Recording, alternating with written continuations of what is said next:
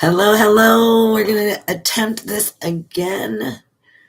I was doing my video a moment ago and apparently there was no sound. So hopefully, I've got a little microphone thing down there that it tells me that there is sound. Wonderful. Fantastic. All right. Yay. I wanted to share with you my day one of a long fast. So I'm doing a 3 to 5 day fast. And I've left myself open to augmenting my fast depending on how I'm feeling and what my numbers are. So I'll explain a little bit more about that as we continue on here. But welcome, welcome. I am obviously at the end of day one. I had a pretty good day. So far I'm feeling pretty alert, not too sluggish. I got a lot accomplished today. It was a good day. And yeah, so my first day without having any solid food. I have been drinking fluids, and there are certain types of fluids that you can have. So you can have coffee, nothing, no sugars at all. Make sure that you don't put any sugars in anything. Teas, herbal teas, lemon water. Um, Sometimes you might want to use electrolytes in your water as long as there's no sugar in your electrolytes that are helpful in helping you support and maintain your fast. So today's been a good day. I tested my blood sugar twice today and I had some pretty good numbers. I started with 90 first thing this morning, and that's a really good blood sugar count to start a fast on. And then I just took my blood sugar about maybe an hour and a half ago, and it was down to 85.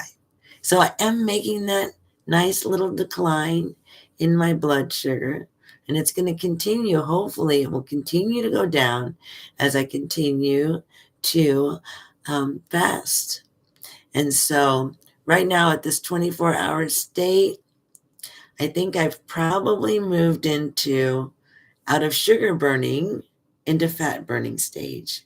It's what they call autophagy. And it's when people are attempting to lose weight, this is what they're looking for, right? They're looking to get into autophagy where they switch over from the sugar burning to the fat burning. And that's where you begin to see some real results. So I think that I have reached autophagy because I'm pretty sure I'm into 24 hours by now. And autophagy usually has an onset at about 17 hours. So I should be fully in there.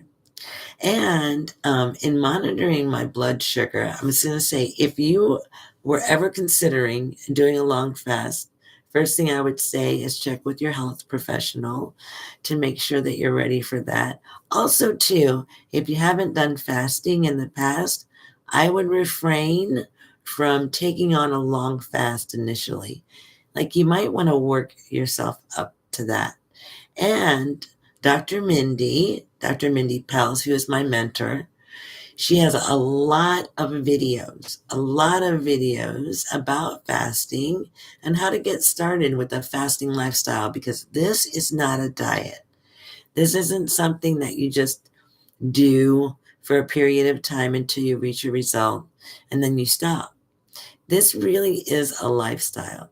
It's learning how to eat in a way that supports your body and also assists in healing. Did you know that your body can heal itself? It's so intelligent. Your body is so smart, smarter than your brain. So many times with our bodies, our brains are trying to figure it out, but our body already knows. And I believe that when we fast, we hold space for our body to heal. Because when we relieve our body of the responsibility of having to digest our food and make sure that all those things go to all those places and everything is nice and tidy, if we relieve the body of that responsibility, then the body gets to focus on areas that need repair, need fixing. So it starts just kind of taking its little construction crew around inside of you and starts fixing things up. And that's why you'd want to do a longer fast. You want to get into different stages. Dr. Mindy has identified 6 different kinds of fast. And each fast goes a little bit longer. And at each stage, something new is produced within the body. Oddly enough, when you do like a long fast, like a 3 to a 5-day fast, one of the most amazing things that happens is that you begin to produce stem cells. Can you believe it? People pay thousands of dollars to have stem cell injections. You can do it just by fasting. Now, like I said, if you wanted to do a long fast, you need to work up to it. And then I would also check with your health professional to make sure that, there aren't any concerns that you would need to address before undertaking such an endeavor. In any case, I wanted to talk to you a little bit too about when you're doing a long fast. It's really a good idea. If you're just doing intermittent fasting and you're pretty much eating all day, it's not super important that you check your blood sugar, although it would be a really good idea to know what it is. But one way that you can tell what your blood sugar is throughout the day is with the blood glucose monitor. And they're pretty relatively inexpensive. You can get them. And what it does is it tests your blood for sugar. Now, if you get the kind of blood glucose monitor that Dr. Mindy recommends, it would be the Keto Mojo. Oh, doggone it. I could have gotten mine and showed it to you. Snickle Fritz. In any case, the Keto Mojo has the ability not only to test your blood sugar and see what your glucose levels are, but it can also test ketones. And ketones are really, really important for us to test when we're doing long fasting, because we want to make sure that our ketones don't get too high, because if they get too high, we can get into ketone acidosis. Ketosis acidosis, I think is what it's called. And we don't want that to happen. So whenever, if ever, you should decide to investigate maybe doing a long fast for yourself, first check with your health professional, and also to make sure that you have a ketone monitor so that you can tell what your ketones are, so that you keep yourself within a really nice, safe range.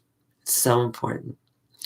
All right. So now, just talking about fasting and the importance of fasting and how it helps us to actually work with our bodies, especially women, because we have hormonal changes that go about our bodies every month.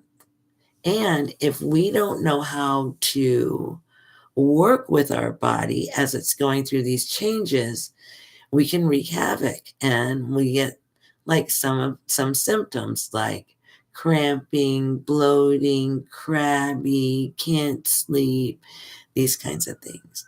However, it has been noted that if we take some time to learn about the hormonal changes, and this is for women, that are happening inside of our body, and we work in orchestration with those changes, because there's definitely specific ways that you need to eat during specific times, and we pay attention to that, we can alleviate a lot of the discomfort that comes along with being a woman, you know? And so I didn't know about these things as I was going through menopause, or even as I was moving through childbearing years. I had no idea about any of this. I wished I would have known. I wish someone would have told me. At 64 years old, I'm kind of late getting to the game. But you know what? Better late than never. In any case, I'm here to share with you my journey. So I would like to direct you. At this point in time, I don't have enough videos and whatnot set up, but I really want to encourage you to seek a fasting lifestyle to really help you to really help you. Not maybe you need to restore your health. Maybe you just need to maintain your health. Maybe you want to build a really strong immune system so that when certain things come through, seasonal things come through, you are well protected and you've got a nice, strong, healthy immune system to help you move through seasonal changes. So important. Our bodies are so smart. And when we learn how to work with them, we can really change our outcomes, change our experience. It just makes a big difference. So I would encourage you to go to Dr. Mindy's website here on Facebook. Oh, here on YouTube. Go to her channel. She has hundreds, maybe thousands of videos. You can just put in there Dr. Mindy and then whatever your question is. Gallbladder, lack of sleep, irregular menses, whatever your challenge is, just put it in the search.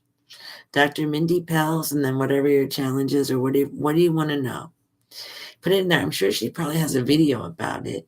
And then if you just want to get general information about fasting, she wrote this amazing book. Like this was a #1 bestseller for Hay House all year last year. All year last year. So really, really powerful book. However, this is my new favorite. This is great. I read this entire book. It's amazing. I also read The Menopause Reset, which was her first book.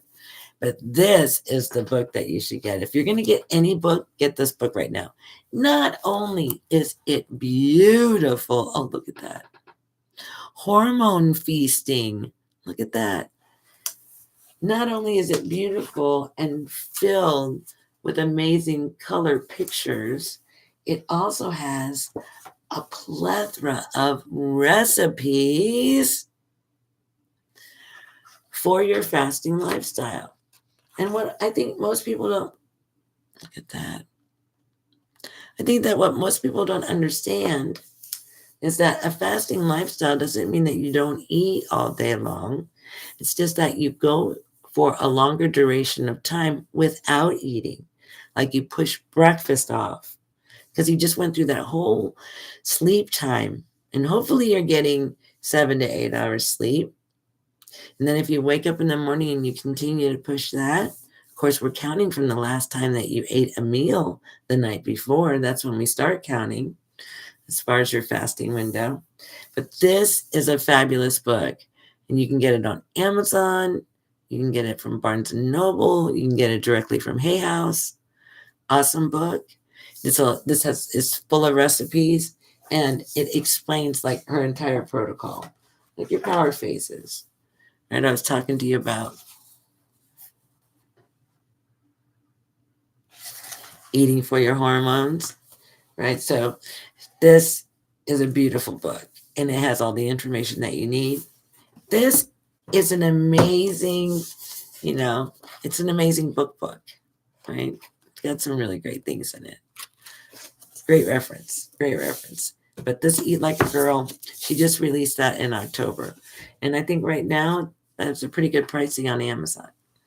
So I'm going to leave you with that and say thank you for sharing my journey with me. I'll be back to share some of day 2. Day 2 should be a little bit more interesting. Day 2 usually kind of proves to be like one of the harder days to get through, right? Day 1 is kind of not too bad. So far, I've been doing pretty good. But day two could be a little chancy. Oh, I want to also brag. I walked 10,000 steps today. Not only did I go on the dog walk with Bob, but I also walked at the community center. So I just wanted to brag about that a little bit too, because even though I'm long fasting, I can still work out. I just have to keep them like low intensity, low impact exercises, and walking fits that bill perfectly. All right. Thank you so much for being here with me. Love you, love you, love you. And I will check you out again tomorrow. Have an amazing evening. Bye.